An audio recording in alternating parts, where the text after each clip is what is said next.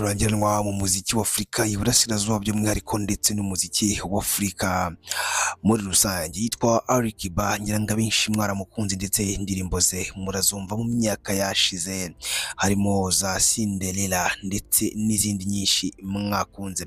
Uyu mugabo rero utajya acika cyangwa se abenshi bavuga yuko ahora akora ahoraho ugereranije n'igihe yatangiriye umuziki, turi ko ari umwe mu bagabo bakoze kera kandi indirimbo zabo zigakundwa, n'ubu ngubu aracyakundwa. Rero Ali Kiba akaba ateganyijwe kuririmba mu gitaramo cya Kevin Kade. Ni igitaramo Kevin Kade afite gisoza umwaka kuko kizaba tariki ya 31 z'ukwezi kwa 12, ndetse akaba ari impamvu yanakise The Last Night Show, nijoro risoza umwaka. Kevin Kade akaba yaratumiye Ali Kiba nk'umwe mu bahanzi bakoranye indirimbo cyangwa se bafitanye collabo, ndetse Ali Kiba akaba yamaje kwemeza yuko azaba ari i Kigali. Uyu mugabo ari umugabo w'umuhanga, bivuga cyangwa se bivuga yuko yagiye ahangana na Diamond Platnumz, abantu babagereranya, ubundi bavuga bati uyu ni urenze, uyu nguyu ni urenze, ariko yaje gushyiraho umucyo aravuga ati ngewe nta muntu ugereranya n'undi muntu, kuko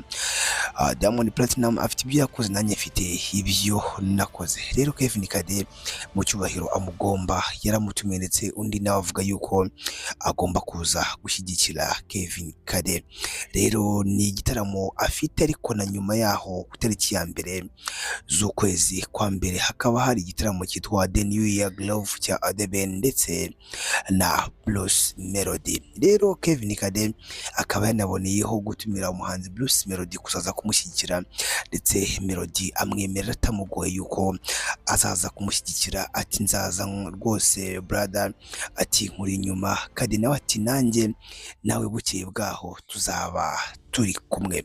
Ni concert abenshi bavuga yuko zizaba zihuriranye kandi zose zizaba zirimo abahanzi b'abahanga ku rwego rwo hejuru, kuko Ali Kade ari na Ali Kiba, ndetse hazaba harimo umuhanzi Bulldog, umuhanzi Riderman, umuhanzi cyangwa se n'abandi bahanzi batandukanye Kade yagiye atumira.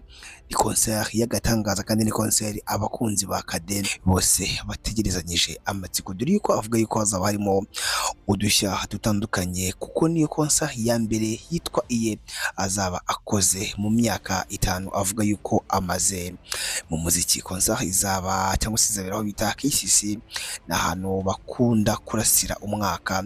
Kade akavuga yuko akenshi akunda kuba ahari ari kumwe n'abapampe biwe. Iyi ngiyi ni YouTube channel yacu kandi yanyu yitwa Taratibu World, na gace bita Taratibu update, tugeza amakuru abagiye acishikana muri showbiz by'umwihariko no muri sport. Genda udukurikira ku mbuga nkoranyambaga zacu zitwa Taratibu TV, Instagram, TikTok na Facebook zitwa Taratibu TV.